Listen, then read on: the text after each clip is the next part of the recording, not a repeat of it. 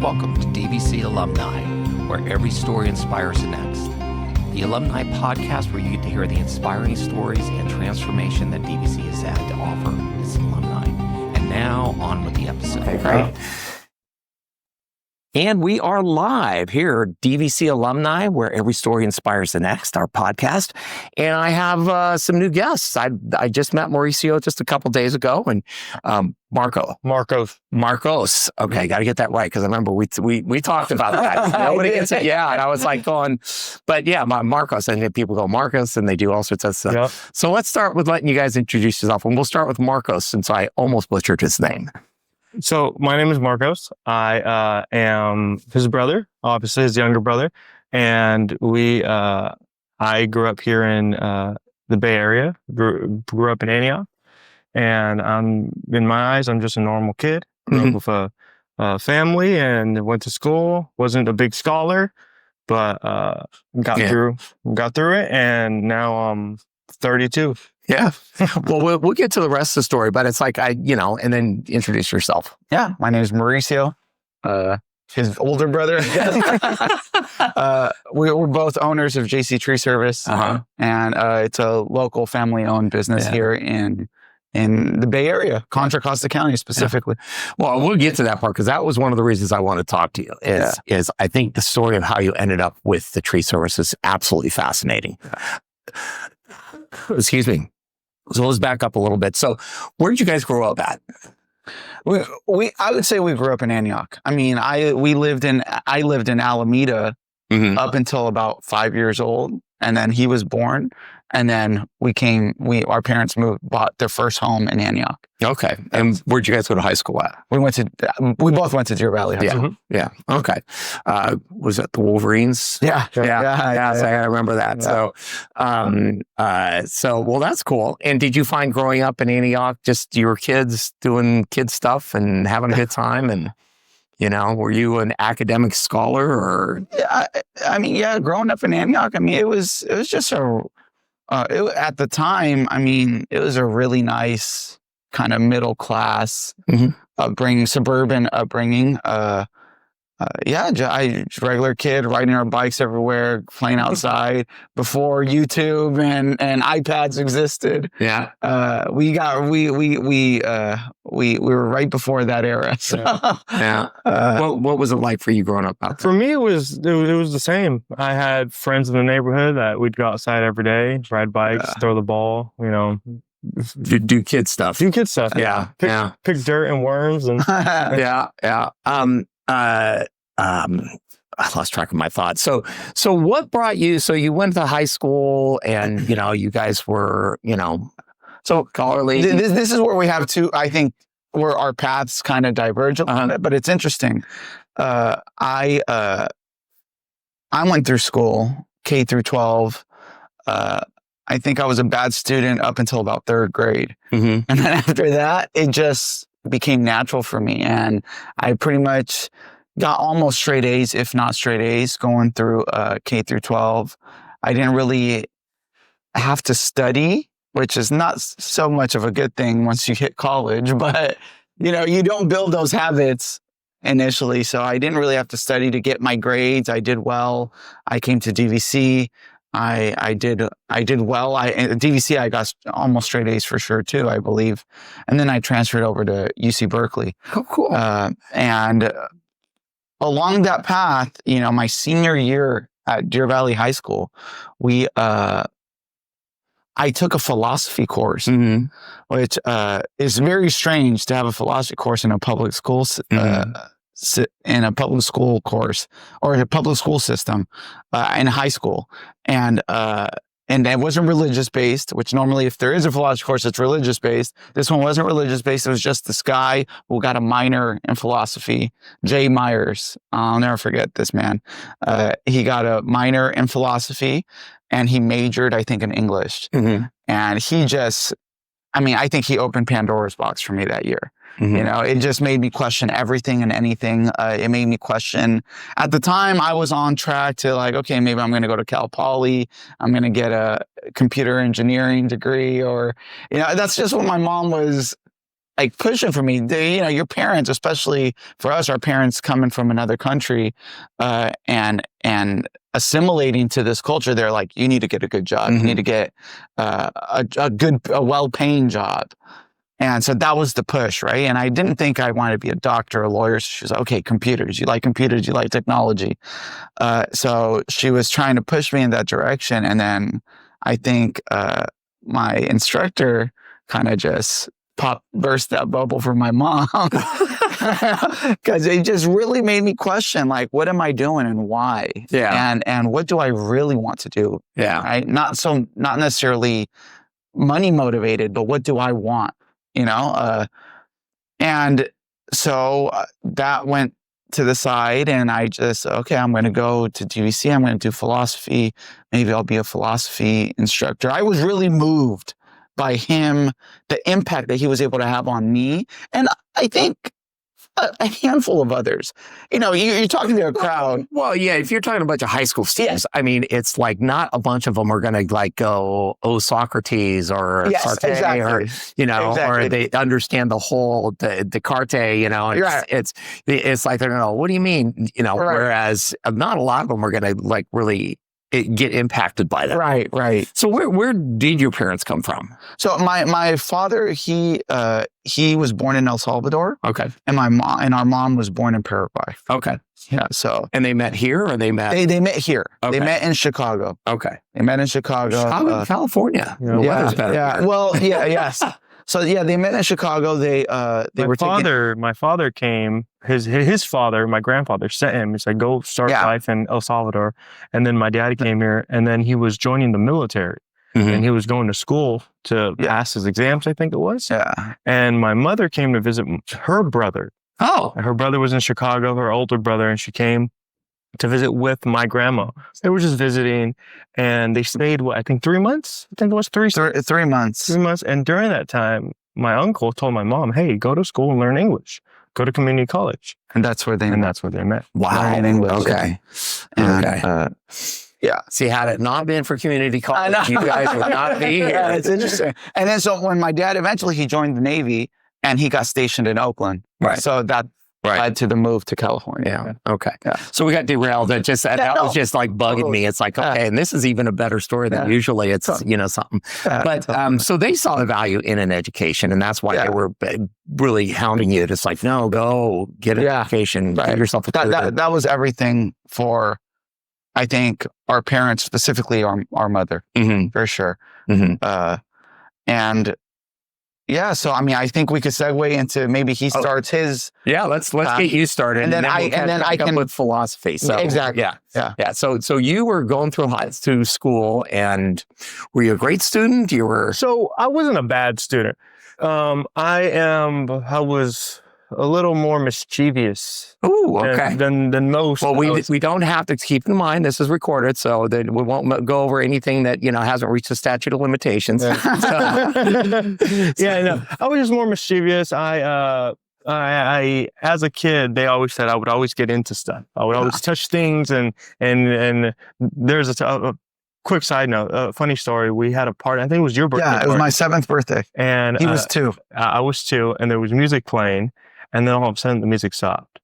And then out the hallway comes this little guy with a smile on my face. Yeah. I was just always into stuff and touching stuff, things I shouldn't be doing.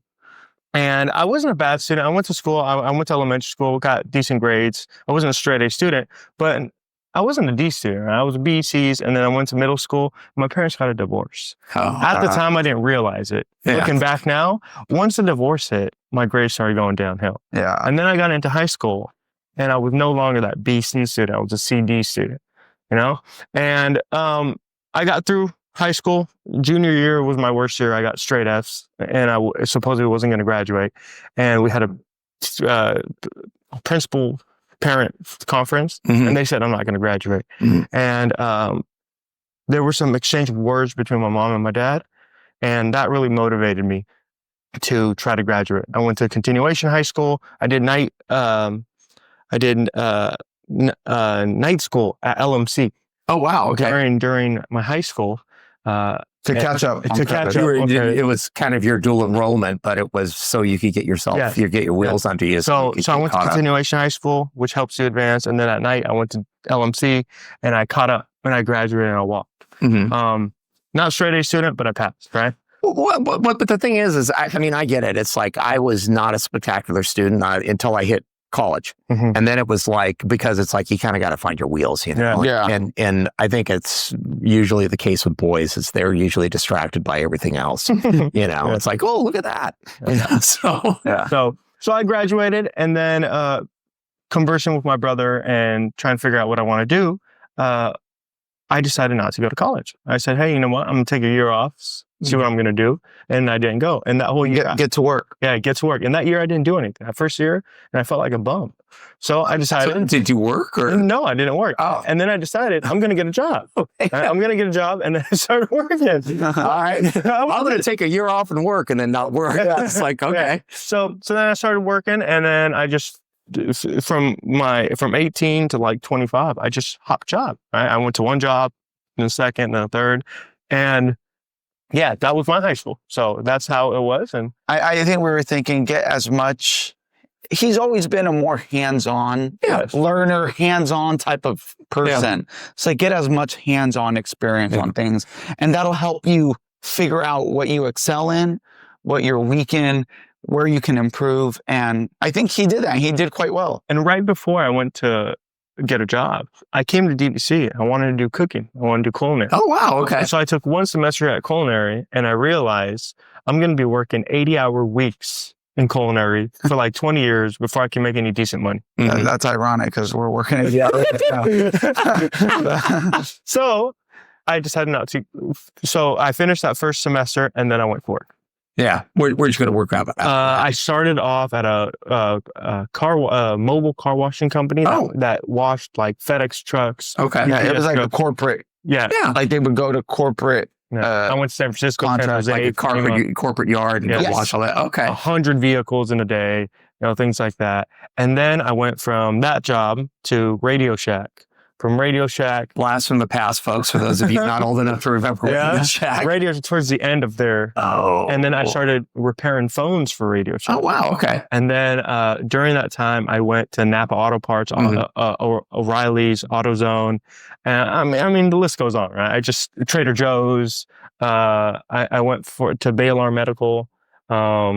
I don't know, a bunch of jobs. Yeah. Well, and to be fair, you didn't find that one thing. Yeah. That just was like going to speak to you. You know, I know when I was in my 20s, I got to be something of a gearhead, but this is back in the olden days when wheels were square and you could lean over a fender and do a tune-up. Yeah. It wasn't, it was, I mean, this is back, 70s and 80s. And so it's just like, it was much different working on cars then. But there was a time when I was going to be, and I loved it and I still love it. It's like I work on all my own bicycles, because it's just, it's cheaper and easier. And it's just, unless it's going to something that's going to make me cry, I don't take it into the shop. And my local bike shop does know that if I show up with a bike and I'm dropping it off, this is going to make you cry. And then they're like, ugh, because they know it's going to be easy. But no, I get it. It's like, you're kind of like looking for that thing, kind of finding what it is. And I think that's a worthy quest for anybody. So okay. So we fast forwarded, we got to there, we're about caught up. You're getting through philosophy. So I transferred to UC Berkeley and so I decide here at DVC, I took some psychology courses. I took some sociology courses. I tried to find if there was something that would grab me more than philosophy. And then I took some philosophy courses here. And I decided, I was like, this is it for me. Like, it's philosophy. Like, this is what I love. This is what I like to talk about. I'm going to do philosophy and I'm going to, so what are my career paths now? So I was like, shit, like I gotta go to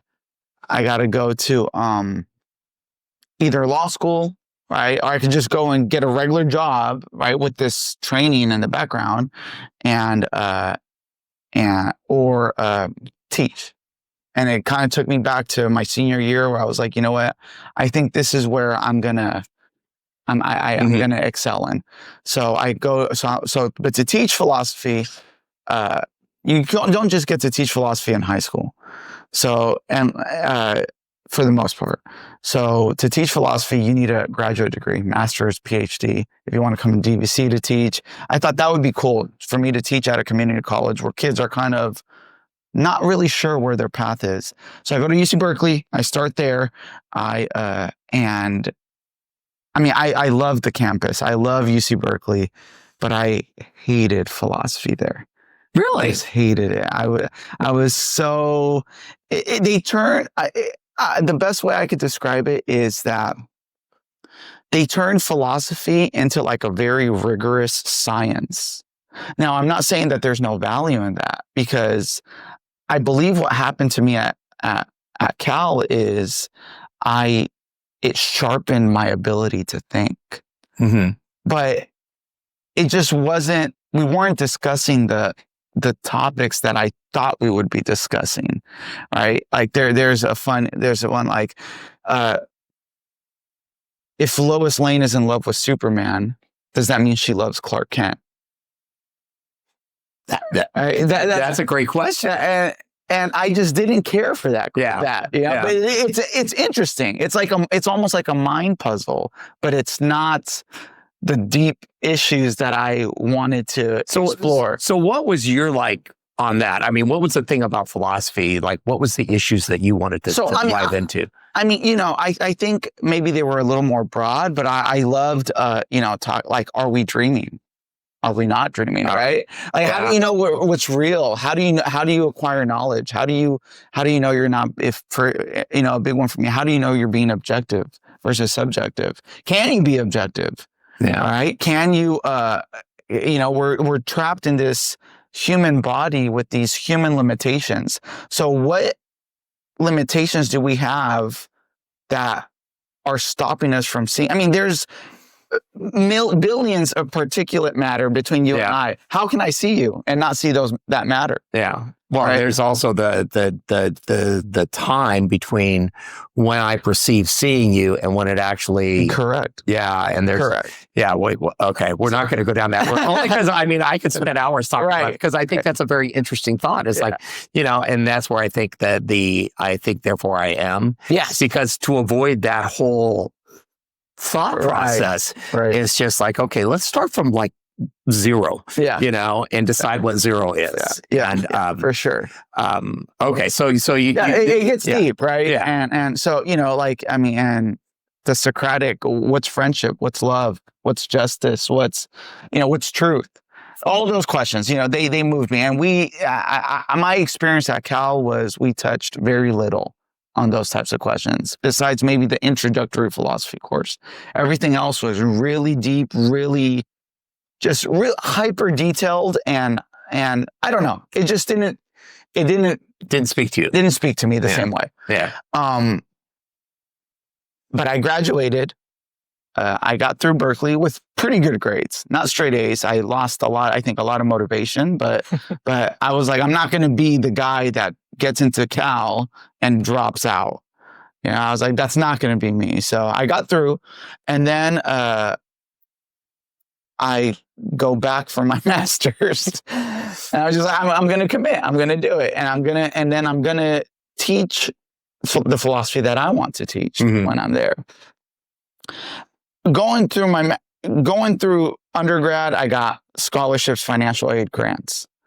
Upper graduate degrees are a little different. You don't quite get nearly as much. I did get a scholarship, but it wasn't covering it. So I was like, I need to make some money. Reverse just a little bit. I started dancing in high school. I became a very competitive street dancer. I've traveled, I've competed, I've won first place. It's not just, it became more than just a quick hobby, a quick party trick. I was serious about it. And so I'm in college, I'm going for my master's, and I'm like, you know what? I'm going to buy a camera. I've always been kind of artistic, creative. I'm going to buy a camera. I'm going to record myself dancing. I'm going to put it on YouTube. YouTube was pretty new back then. Yeah. I'm going to put it on YouTube, and I'm going to, and then I'm going to try and get some work with this camera to pay for my graduate degree. So, I went down that path. I got the camera. I didn't record videos of myself for years later, but I got a ton of cool photography jobs. I started doing nightclubs, and then one thing led to the next. I've done internal product photography for Levi's, for Bay Alarm. I've done I've also done the whole gamut of weddings and events, and I've done food photography. I've done a lot of different photography, and it became natural for me. I became pretty good at it. And this is where he was coming out. I was like, hey, in between your jobs, help me. Let's work together on this. Mm-hmm. Let's see. Mm-hmm. Photography business became video business, and photography. Video and photography business became more of a creative content advertising agency. So you guys were doing that like really at the dawn of video. Yeah. Before everybody people were really figuring out how to brand themselves. Yeah, we were hitting that, like, I think really social media and video stuff really kicked off in like 2008, 2009. Yeah. And it was ramping up. I jumped in around 2011. And that's when I graduated. And that's when he graduated. And that's where we kind of, it was early days. Well, and I was going to say, actually, the timing on that was probably brilliant because I know the economy was just, it was trash. So yeah, it was rough. Yeah, but yeah, and I remember at the time one of the big things was, so I have a friend of mine's been doing websites for since the 90s, and he did SEO back in the days when Dan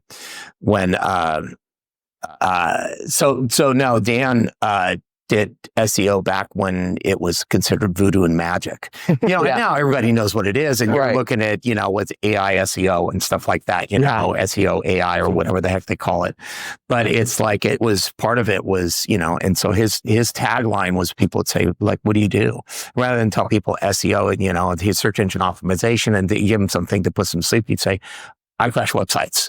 And because then it's like, you what? Because then you're thinking hacker, you're thinking, and it's like, then he can explain to you what it is he does. But yeah, it's like getting in on the early part of something and understanding what it is really a good thing. So anyway, so you guys started ramping up on video and finally around 2014, there's a social media platform called Vine. Yeah.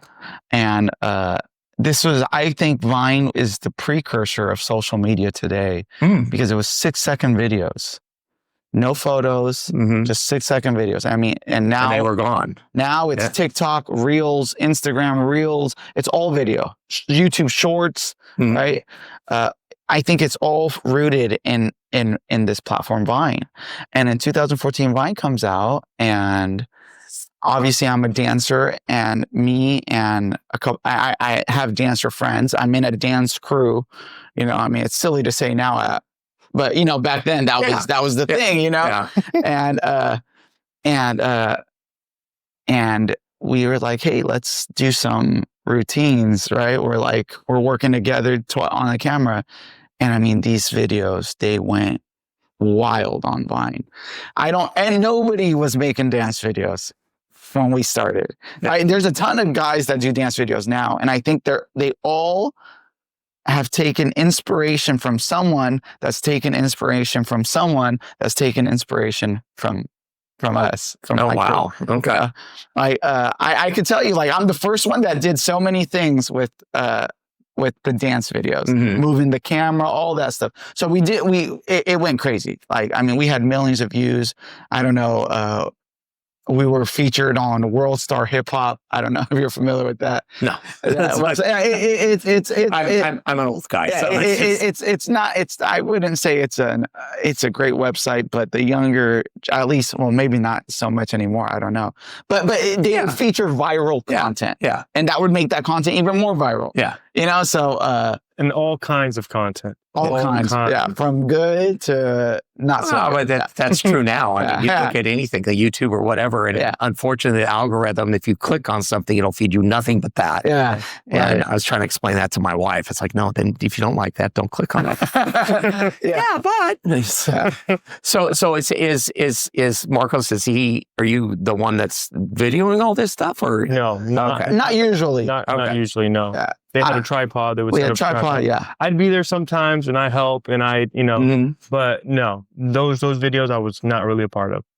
So after that experience, we did that for about 2-3 years. I mean, things were going crazy. We had millions of views. And I was like, you know what? Like, now I'm a social media expert. Yeah. So we started offering that with this. So this was a journey of us trying to make money, survive. Yeah. And I graduated with my master's. I applied for a position at Contra Costa Community College, but I think I didn't get hired. I think they were looking to start a philosophy department. They needed their first instructor and therefore the chair of the philosophy department. I don't think I was meant for that position, but they interviewed me and went through it. So I forget it. And then we started, we traveled. Yeah. I got ahead on some our contracts. We started traveling. We did like a month in Europe. We did a month in Thailand. You did a month in, really? Yeah. Wow. How was that? It was great. I mean, it was just me, him. When I turned 21, we were at the beach. We were at Santa Cruz with some buddies and his buddies, and I think I'm the older brother. Yeah. So my friends were the older friends, right? Yeah. He was a baby still. Well, no, we're 18. He's 13. Like, we're not hanging out with him. I kind of grew up in the same sort of environment, except I was a little closer to my older brother. So I was always the youngest one in the bunch. Yeah. And it was, And then 21 hit, and he was old enough now. After high school, we started hanging out a little bit more with his group of friends and my friends. And then it was right before 21. I think we went to Santa Cruz. I had a girlfriend at the time. He had a girlfriend. And so we had some friends, and we went, and their friends were talking about traveling to Europe. Right? It was Costa Rica. Oh, no, sorry, Costa Rica. Right. Oh, yeah. And then I don't know how it got brought in, and they were like, You want to come? You want to come? And I was like, I got some savings. Let's go.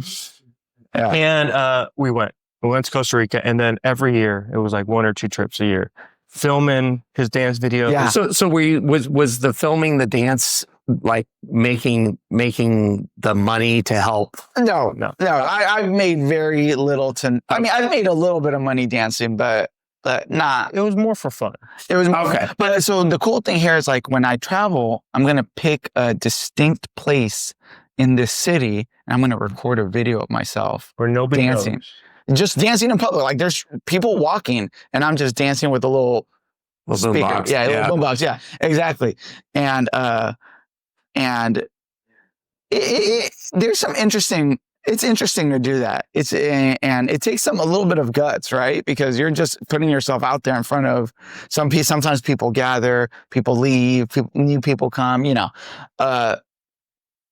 and we did this, right? And this is where they would be behind the camera because I didn't ever want my camera to get stolen. Yeah. In a different country, I was like, so I'd make sure that at least 2 or 3 of my buddies would be there kind of watching the camera, hitting record, making sure nobody's, because I mean, you're going with a like $3,000 camera and a $2,000 lens. Island and exactly. It's a little sketchy. Yeah. But so that became motivation for me. Yeah. But everyone else that wasn't a dancer, they were just wanted to travel. I mean, who doesn't want to travel? Hanging out. Hang out. So I mean, and the Europe trip, that was a blast. It was just me, him, and one of my friends, one of his friends, that we all got along. I mean, we were just especially if you're still getting along at the end of the trip. That's what you can tell. I mean, we planned the first week, and the rest is just viral, whatever strikes our mood. Yeah, and we rented bikes at the time, pedal bikes in Rome, and every city we went to, we had to get the bike shop, rent it, and that was our form of transportation. And we were just living free. Yeah, it was cool. So you get back. So now let's start. How did you end up with trees? Okay, because now we're traveling Europe. Yeah, we're going to teach philosophy to high schoolers. Yeah. We're going to travel the world. Yeah. We're doing videos. Yeah, we're hanging out, having a good time. And trees. So I'm a little bit at a standstill here. I'm just like, okay, like You graduated with your master's, Yep. and you continue to do the photography, videography Yes. to make some money. Yeah. To continue. And then that's when we were traveling, Yeah. right? Yeah. During that time, during his standstill, we can call it. Go ahead. so we can cut that out if you need to. Oh, don't worry about it. Okay. Sorry about that. Yeah, so I'm in a little bit of a standstill because I'm making good money, right? With our, I would say our advertising business, but it's not, it wasn't really fulfilling. Yeah. Right. I mean, I like doing the dancing, the recording for me, but I wasn't getting paid for that. Like, so then what I was getting paid for wasn't, I love doing this. It wasn't super creative. It was Exactly. It was just, this is what you need to get it done. It was just put the hours in and then get paid. Yeah. And so along this path, my brother and I, we kind of figured out we're pretty handy fixing things, doing things. And I was telling my brother, I was like, hey, and I was facing much cheaper competition by being outsourced out of the country, right? And a lot of stuff that we were offering could be outsourced. So I was telling him, I was like, hey, like we really ought to start thinking about being able to compete with these cheaper prices from people in a different country, or get into a business that doesn't have to face that competition. And I was like, we should do something, carpentry. We should get into, but not, I mean, we need to learn it, but we want to be the owners. We want to make this thing, right? We want to mastermind it. So we were thinking about it still, maybe about like 6 months, 12 months later, my brother gets a call. Right before that call, though, as we're talking, what happened is my mother was facing some financial troubles. Right after the divorce, all this happened. I graduated, and my mom supported my brother and I. Yeah. Throughout this, and in doing that, my mom did her best, but she didn't know. She wasn't a financial guru. She didn't know what she was doing. She acquired quite a bit of debt. And once we became of age, I became of age, we're both of age, we realized that she has X amount of debt.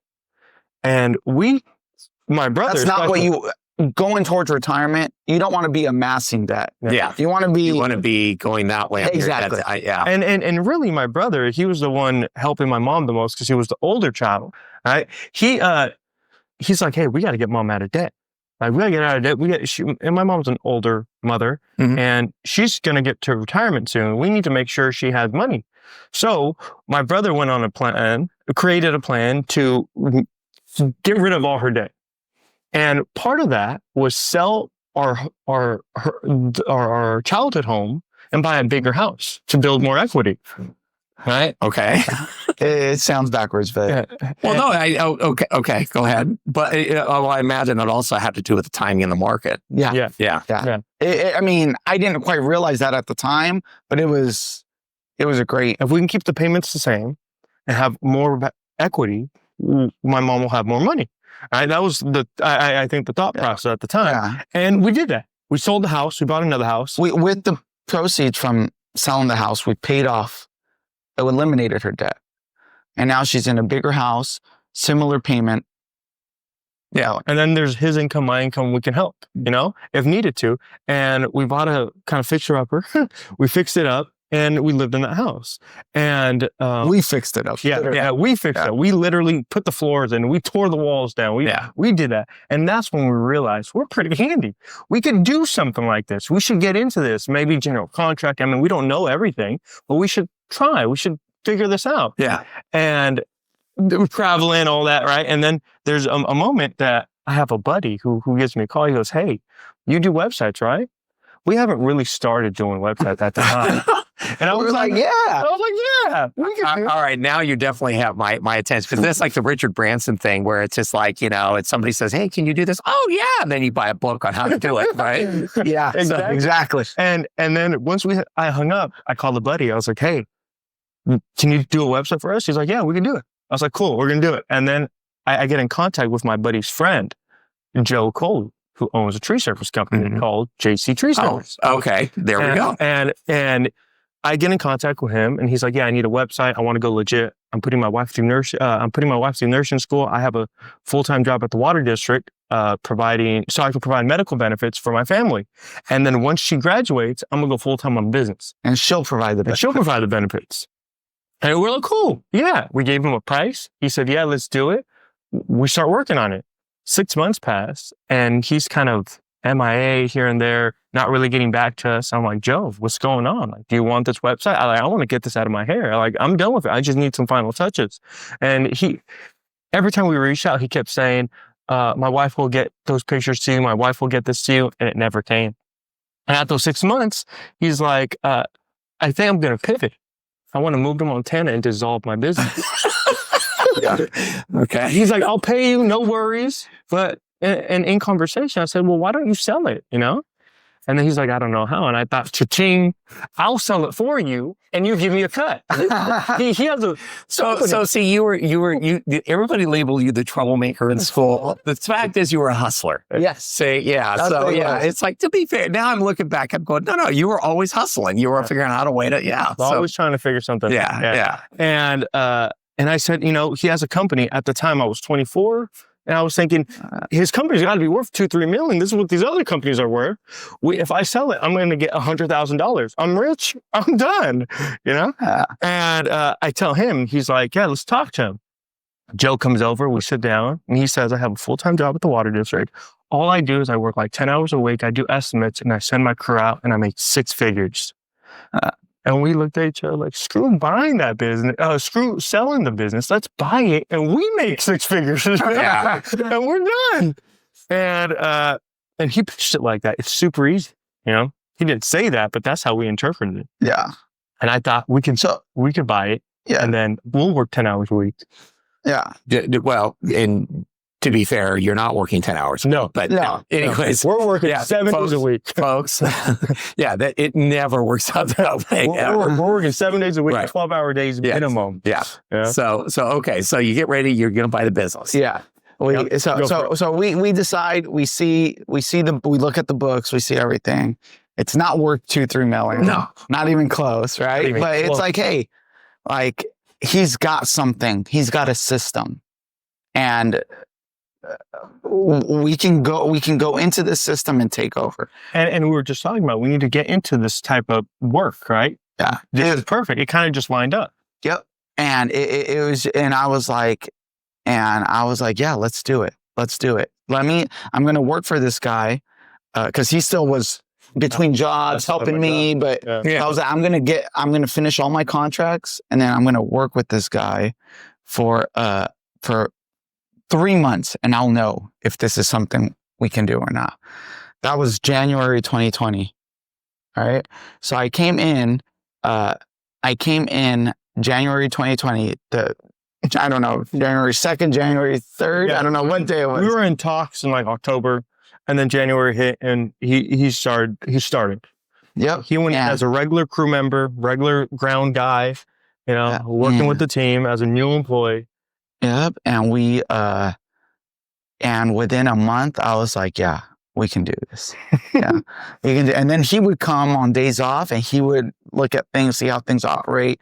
He would contribute and work. And we got a sense of the day to day.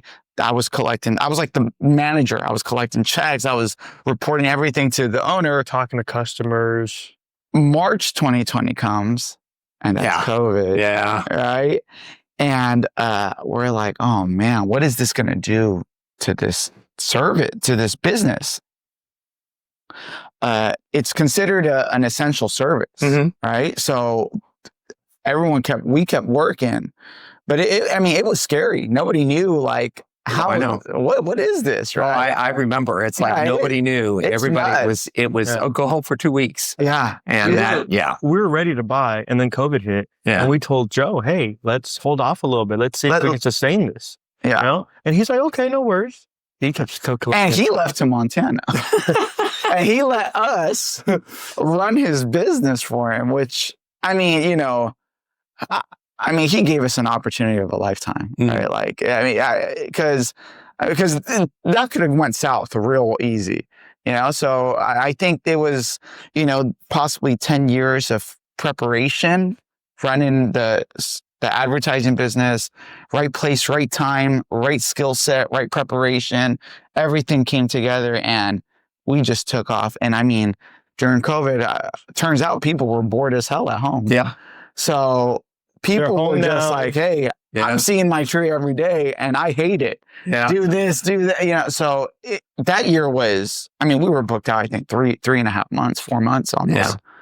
Yeah, we've never been booked out. Since we took over, that's our busiest year. We officially took over in October of 2020. We bought the business October 2020. And immediately, me, the scholar, we got to go back to TVC and get some chops under our, because we don't know what we're doing. I mean, we do, but not really. He found the program, the horticultural program here. He Yeah. found it and he's like, look, you can get a certificate of completion or achievement, whatever it is, for arboriculture.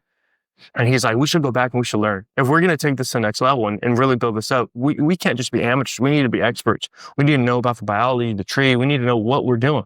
And they offer that here at DVC. Did you also happen to, I mean, this slipped in, did you also happen to do like a business 101 class or anything like that? No, Nope. really? Nope. Okay. Yeah, no, that's That's the next thing. That's the next thing.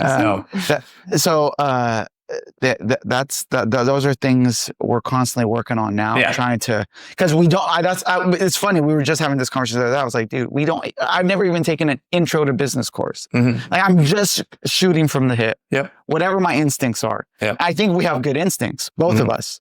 Well, well, you're also approaching it from like, we don't know what we're doing. Yeah. Rather than coming in with, I'm an expert, I know exactly what I'm doing because I've done this completely unrelated thing. And so therefore I must be really good. And it's like, you get prepared. Yeah. But then if you kind of walk in with that attitude of like, well, let's figure out what we're doing. I mean, that's always a much saner way to do it than, you know. I think my brother has always had this mindset of, let's figure out what the best way to do things are. And being his younger brother in the family, I think that's rubbed off on me over the years. And so together we have that mindset. I mean, we're not perfect. I have my ideas, he has his ideas, and sometimes we fight like hell. Oh yeah. You're related. It's the law. You're related. You have to.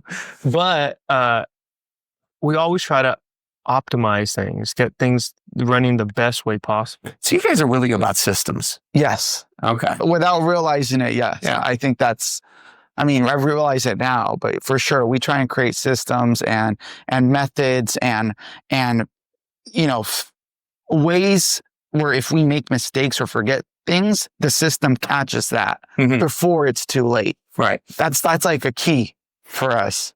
You know, we need to be able to have you, hey, this is what you have to do. And you, in a few sentences, you can understand and get the gist of it. So that's what we, you know, And then that's how we own JC Trees. I mean, you know, it's crazy. But, well, and excuse me, I think one of the things also is, and I just say this all the time, and I think DVC is an example of that, is, you know, it's the most I mean, life is extremely nonlinear. Everyone thinks that, you know, I'm going to do A, I'm going to do B, it's going to go C. And unless you're a doctor, an engineer, or a lawyer, it doesn't go A, B, C, never does. And even then, a lot of times people get derailed, you know, it's like you were going to teach philosophy, you know, and before that you were going to be a computer science guy, you know, and then you were just trying to figure out what the heck you were going to do. And now you have a pretty successful tree service. I thought in my head, I'm never going to go into blue collar. That's not where the money is. That's not what I want to do. I'm never going to do that.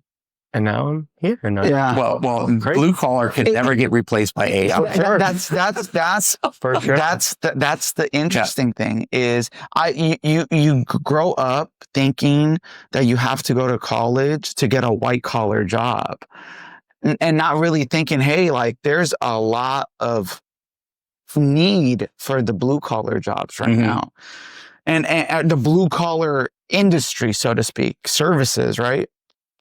And I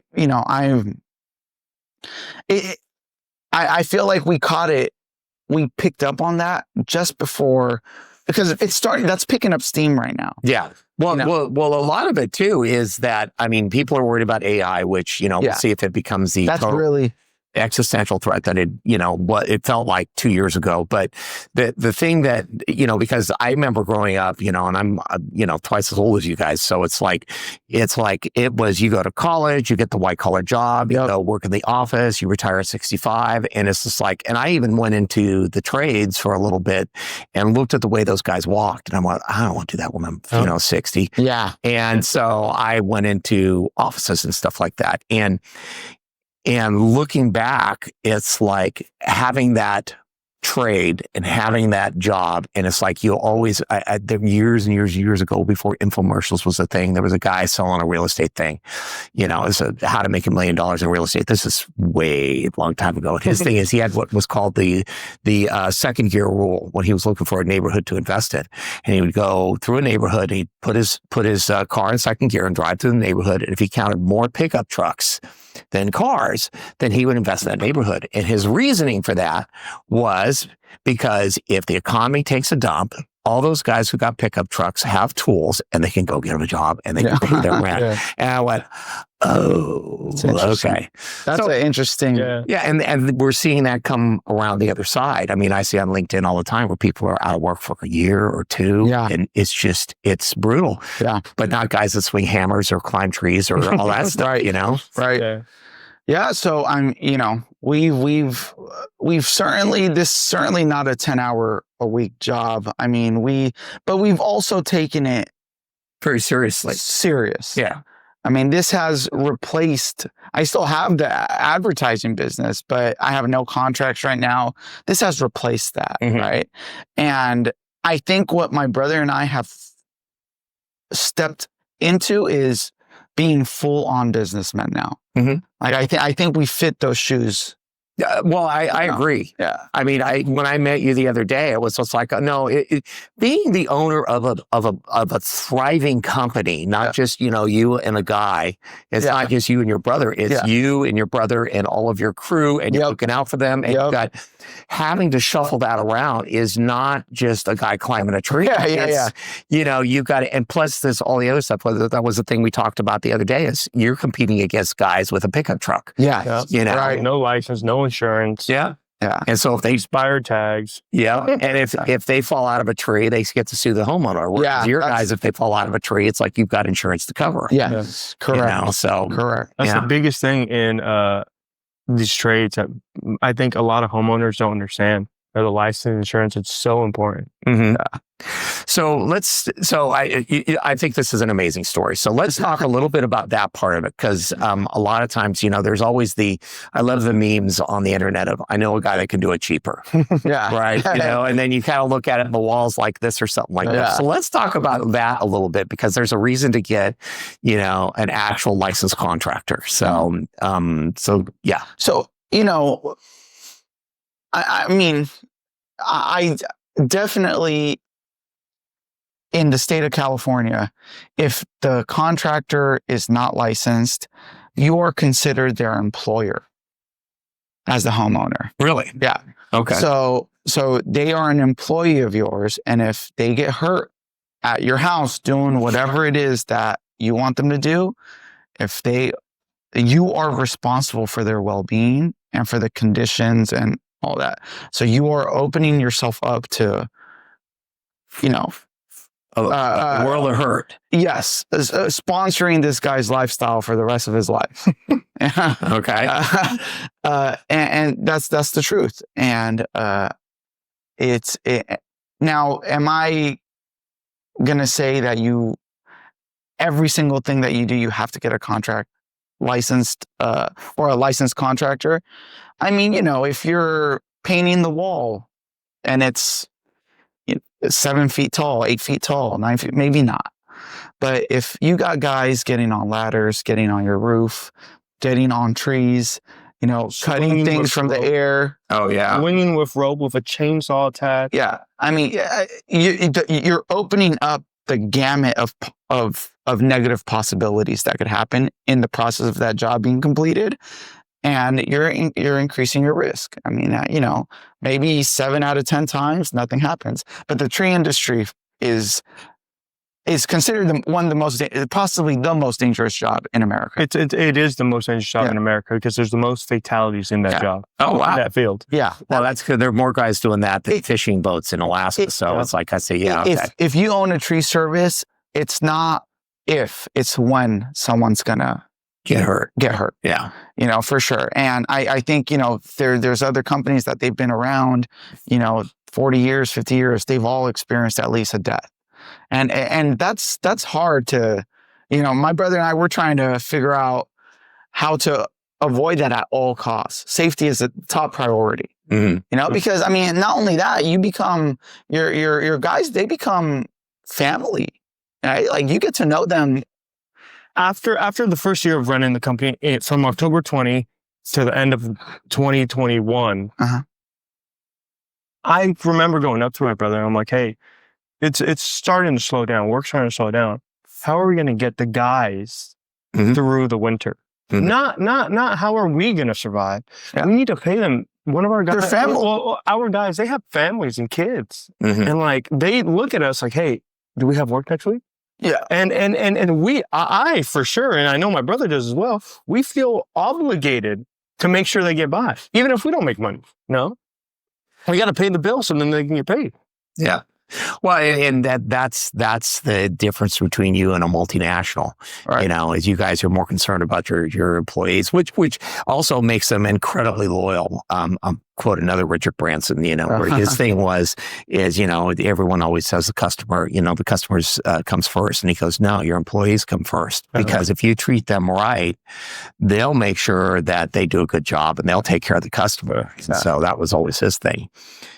But that's also the guy that, created an airline because he got bumped from his flight one time. So anyways. Yeah. So what are maybe, we'll do a couple of maybe tips, like so out in the yard, we got storms coming in. Hopefully we have a wet winter. We'll see, because it's been, we thought that was going to be the case in November, and then we went for like a 25-day dry period at the time when it really shouldn't be. Yeah. What are some of the things that the people should look at for, basically concerns with their trees? Because I'm going to go with trees, because that's the most likely to throw itself on your house and create a problem. The first one that comes to my mind is mushrooms growing around the base of the tree. Oh, mushrooms growing anywhere on the trunk or the base of the tree. It means there's decay. Okay. And if there's decay, the wood's soft. And if the wood's soft, it can break. It'll talk, that's the big one. Yeah. It's big and it's obvious. So if you see mushrooms around the base of your tree or on the tree, there's a weak point there. And give us a call. Give us a call. Yeah. Oh, no, well, by the way, we will be linking information to you guys in the podcast, and also on the other stuff that we do. So what would be, so I'm going to ask this question. I'm going to ask you first, because he's done a lot of talking, his story. So if you had to give advice to your younger self, what would that piece of advice be? Move faster. Don't hesitate. Okay.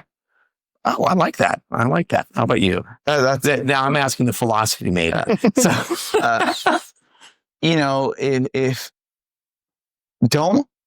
For me, is doubt yourself less, and ironically, think less, do more. Okay. Get into action. Whatever you feel, that's for me. I spend a lot of time thinking, and I love it, but it's sometimes that'll paralyze you from doing anything. Okay, cool. Well, I appreciate you guys coming out. And like I said, we'll link all their information in the bottom of it. And then we're going to have you guys sign up for the Alumni Association, because you're both alum. Yeah. And we'll do some great stuff. I know in March we have a mixer coming up, which we would love to have you guys there. Cool. I'm hoping to have a ton of people there from the Concord Chamber and from a bunch of other stuff. So cool. All right. Well, thank you very much. Cool. Thank you. Yeah, thank Marcos. You. Marcos. Yes. Wolfene. Yes.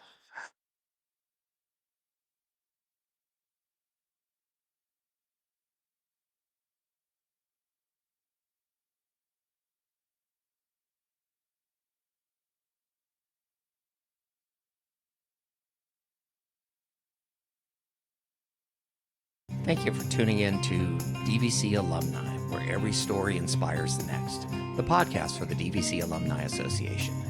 You can contact us at alumni@dvc.edu with any comments, and be sure to leave a like and subscribe to our podcast.